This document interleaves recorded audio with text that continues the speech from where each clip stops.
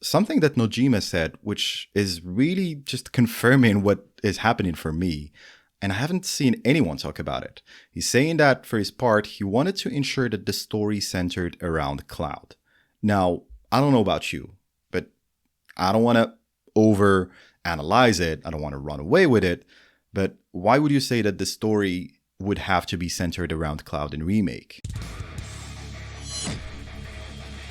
This is really what the intention was behind that initial video, and where it came from is just this assumption that we are now all convinced that this is a sequel, and well, a lot of things are underwhelming. People don't like the ending of Rebirth. First of all, thanks a lot to everyone who took the time to go through the video, to put out comments. If you haven't checked that out, I'll leave the link here. I think there were a lot of very good comments that are challenging the theory, and I really appreciate it because it actually made me even more convinced when I started looking at some of those reasons and how they relate to how I think we need to look at the games. And there were a lot of comments which were just pointing things that I think complement what we were talking about in the video, just maybe giving their 2 cents on what they think this actually means. Cloud potentially being in the live stream currently and just comatose and then going through all of this stuff. I think that's a very valid possibility. One of my favorites is Cloud potentially being dead, or at least dying at the time of the event, and then these are just his recollections. I think that if Final Fantasy VII Remake project ends up being a sequel, this is the only way I see that happening, is that we eventually see that, okay, this is all happening in the future because Cloud is dying and he's going through all these memories as a chance to purge the world of Jenova and Sephiroth once and for all, and all this kind of stuff, and then he's in the live stream, and so I think this is an angle that definitely can work. And so amid those comments, I want to highlight a few which for me I think are very interesting to discuss, and I'm not planning to talk about every single challenge to the theory or even just additional interpretation here right away, because I think that would just end up being too long. The idea is that we pick one topic every time and we try to just, dive into that and really understand whether that's actually how it seems or if there is probably more behind it. Before that, we actually put out a poll last week. I think it's very sort of surprising when you tell people, hey, I don't think this is a sequel. I think it's all just an illusion. A lot of the changes are an illusion. People are really surprised and go, okay, well, how about this? And I wanted to understand what were the main reasons why people think this can't be a proper remake after all. The main two are either, well, if other characters are seeing what Cloud himself sees, then this can't be an illusion, which, well, there are a lot of things that can go against this, but we're not going to talk about this today. The one I want to talk about is how does the fact that Advent Children scenes are shown in the game itself in Remake relate to this? So if we are seeing Advent Children scenes, then it means automatically that this is a sequel. And by the way, that as well has a lot of issues behind it, and we will talk about that. There is a very, very interesting point here, which is Red 13 seeing that vision of him with his cups running towards Midgar. We had an Advent Children version, and it was shown in Remake.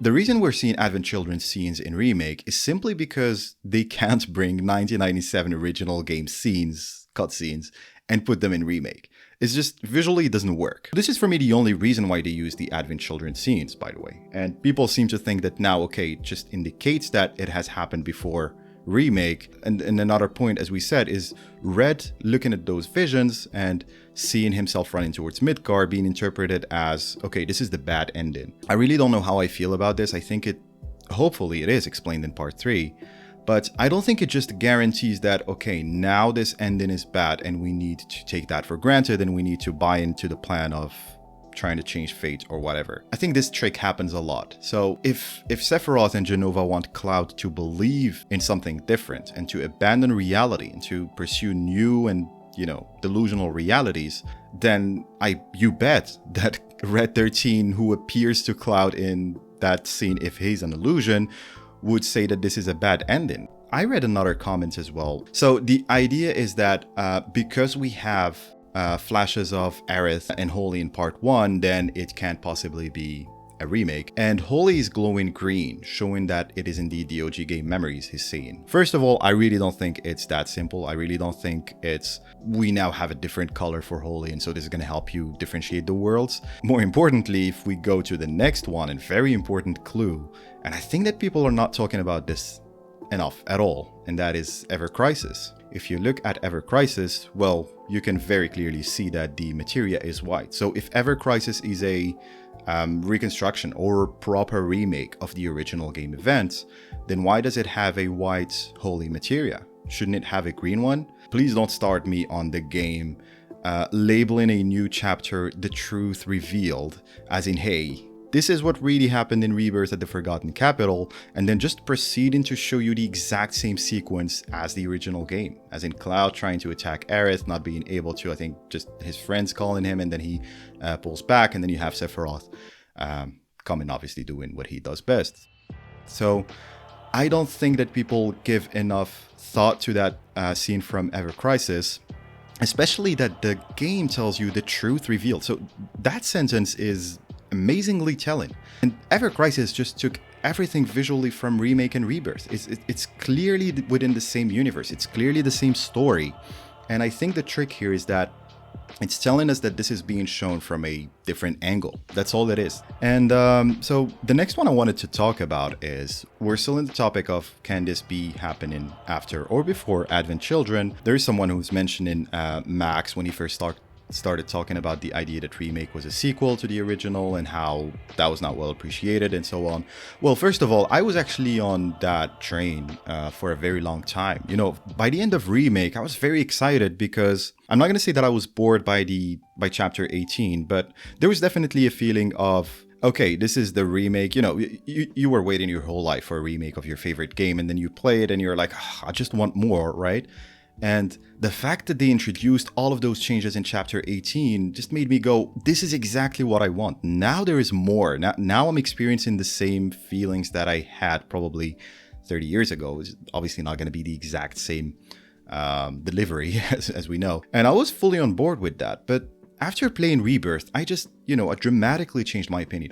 I'm completely convinced that it's not possible for them to change anything on the story now after Rebirth. And the fact that the last chapter just shows you Cloud being completely delusional and saving Aerith in a world of his own, only he sees, is just, the nail in the coffin for me. They're definitely not changing anything. I don't know where Max's mindset is today, because I've also seen a lot of his playthroughs for Rebirth and his theory analysis videos later on.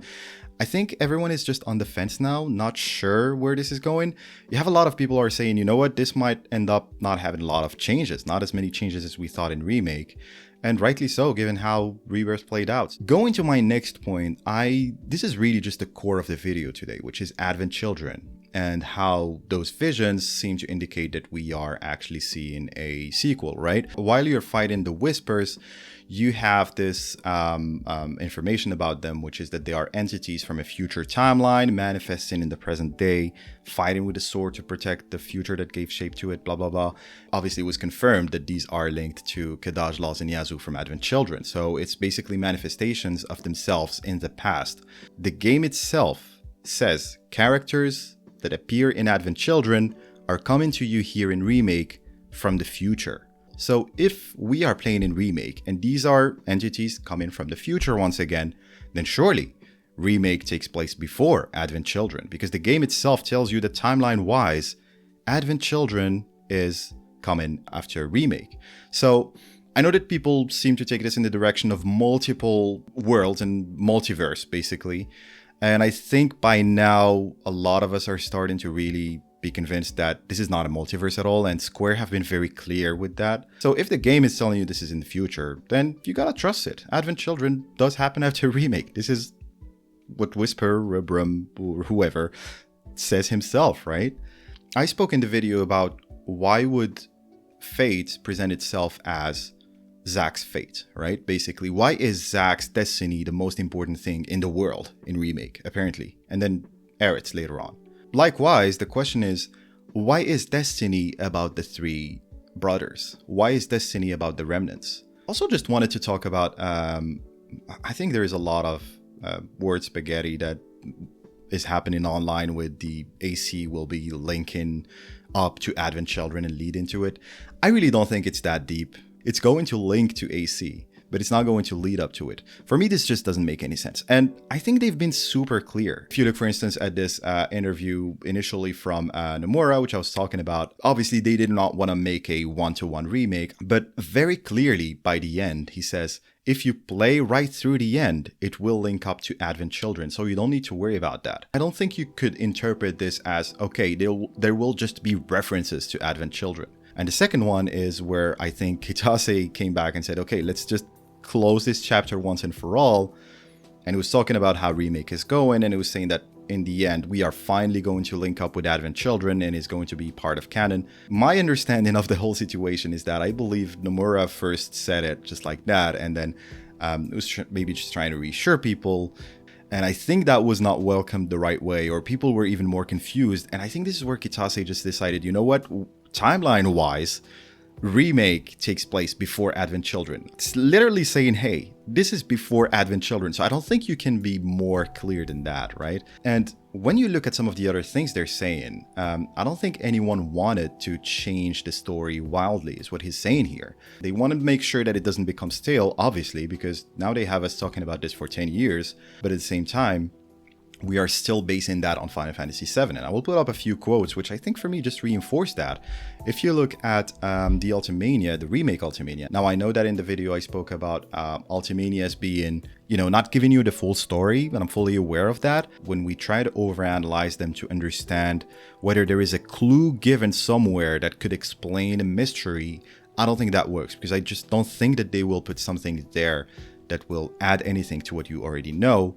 But as I said, it does help you in terms of asking the right questions. It just tells you, hey, this is what you should be thinking about. You have Cloud and Zack walking against each other, and then both have the Buster Sword. What does that mean, right? So this just makes sense. In the end of the remake Ultimania, the first one, where they were talking about how the story will change or how the scenario will unfold compared to Final Fantasy VII. Something that Nojima said, which is really just confirming what is happening for me, and I haven't seen anyone talk about it. He's saying that for his part, he wanted to ensure that the story centered around Cloud.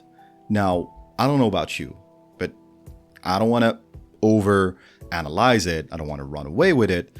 But why would you say that the story would have to be centered around Cloud in Remake by the end of the Ultimania remake once again? Why would you say it then?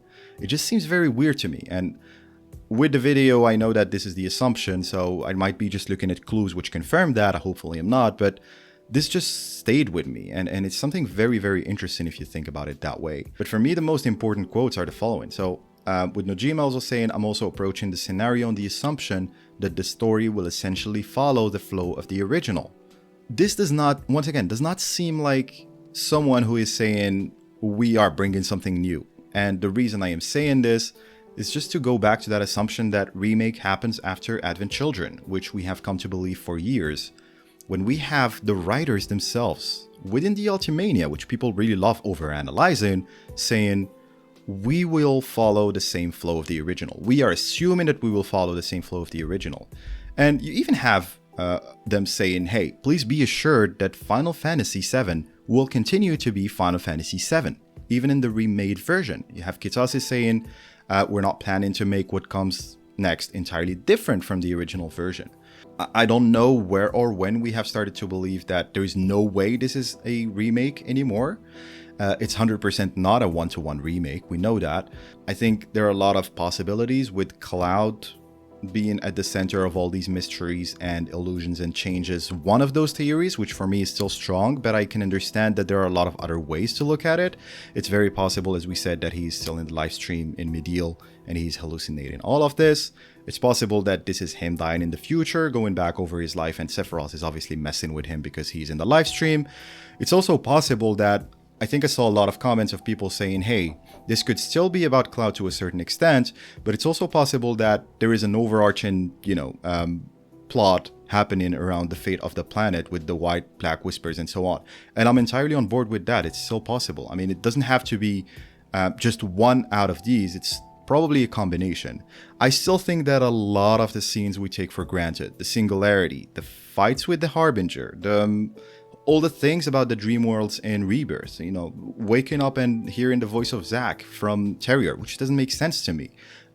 Zack come into the edge of creation and fighting with Cloud, and that edge of creation space, which was always a spiritual journey for Cloud. Why would Zack even be there? All the evidence there saying that the characters are from the future, the developers saying this is not going to change, this is going to link up to Advent Children. I just see all of this and I go, okay, well, when did we start believing that Advent Children is canonically 100% taking place before Remake? I think that just happened organically because we basically played into their hands. They wanted us to be engaged, and I'm all for it, to be honest. If not for that, then we wouldn't be having this conversation. But yeah, let me know what you think, whether the Advent Children conversation is just very simple in its essence, or whether you still think that canonically Advent Children still happens before Remake, which is fine if you believe that. I'm just curious to know why, and in the next one, hopefully we will be able to talk about some other arguments for those counter theories, and let's see how that goes.